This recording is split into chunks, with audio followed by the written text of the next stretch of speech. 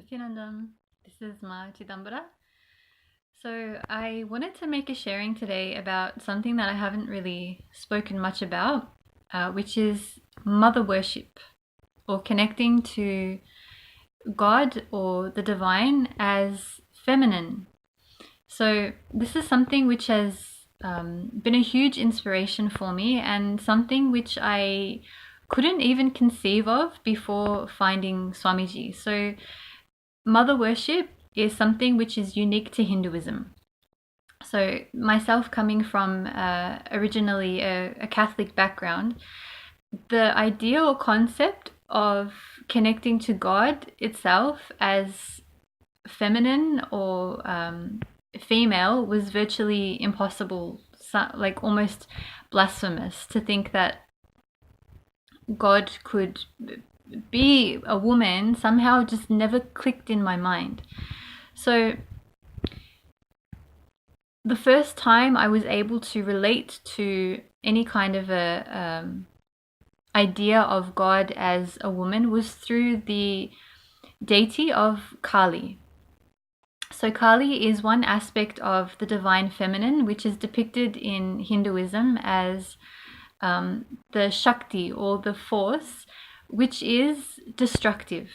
So if you see any pictures of Kali, she looks very ferocious. She has very long black hair, often a dark complexion, and she'll be holding a weapon in one of her hands, and she'll have garland of skulls, which is the demons which she has vanquished, strung around her neck. So for me, seeing Kali, that was the first form of the divine feminine which really clicked with me, that I could appreciate and understand. So deities in Hinduism. So in any temple that you visit, you'll see there's what people will perhaps out of ignorance call statues, but they're not statues. They're not just stone or metal which is sitting there and not doing anything. It's not just for you to look at. Hinduism, why I've embraced Hinduism in particular, is one of the reasons that I've learned to love Hinduism so strongly is that everything in Hinduism is a science. There's a science behind everything. So every temple that you go to is basically an ecosystem for enlightenment.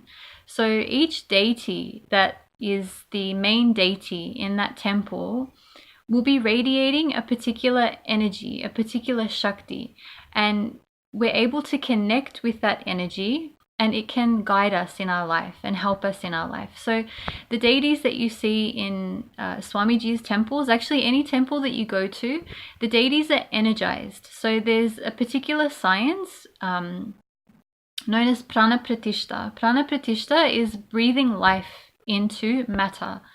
So we have scriptural references from the ancient agamas of this science, how it's done. And with an avatar like Swamiji, so a being that has taken a conscious birth with a purpose of serving humanity, lifting humanity up, restoring the balance where dharma is being compromised. Avatars have the ability to infuse matter with this life force just with a look, with a touch, with their breath. They're able to do it immediately. So in the sense that any temple priest will have to perform a particular ritual to infuse life force into a deity. With an avatar, it's different. Just with the look or with the touch, that's enough. So by connecting to these deities, these living embodiments of this energy, this Shakti that they're radiating, we can really have breakthroughs in our lives. And that's something which has really struck me about my connecting with deities, is that they are definitely living.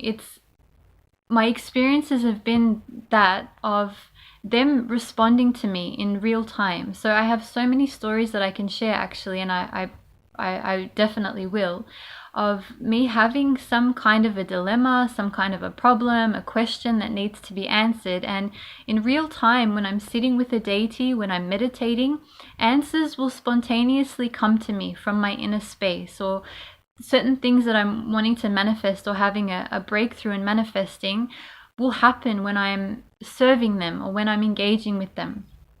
So there's absolutely a science, and there's absolutely a lot of depth to connecting with deities, which often gets ridiculed, and I strongly believe is absolutely misunderstood by the greater world.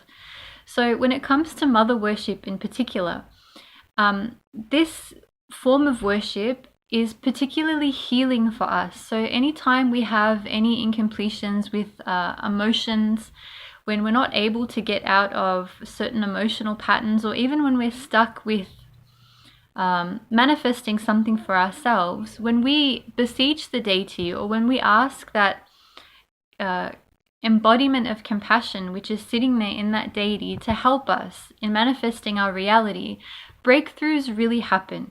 So I wanted to make this video to put it out there for anyone that needs it, that is looking for a solution in their life, to try it, to connect with deities and see how much your life and your inner space can shift through this connection, through this openness.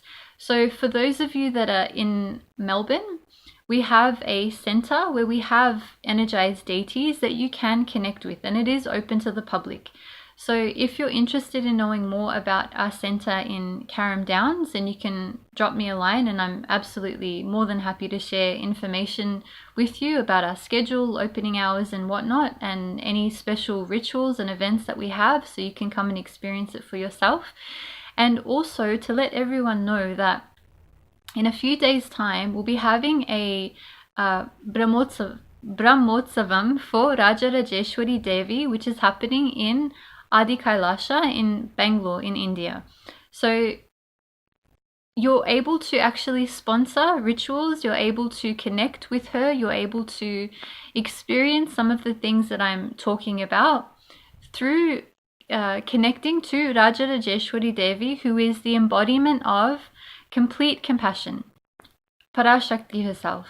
So if you want any information about that festival in particular and how you can participate in that and start experiencing this kind of completion that I'm speaking about, you can drop me a line, leave a comment in the comment section of this video, and I can also help guide you with more information about that in particular. So that's my sharing for today. If you have any questions about mother worship or even deity worship, if there's any questions that you would like to ask about connecting with deities, you're welcome to also leave a comment about that, and I can make some future videos on that topic. So thank you so much for watching, and Nithyanandam.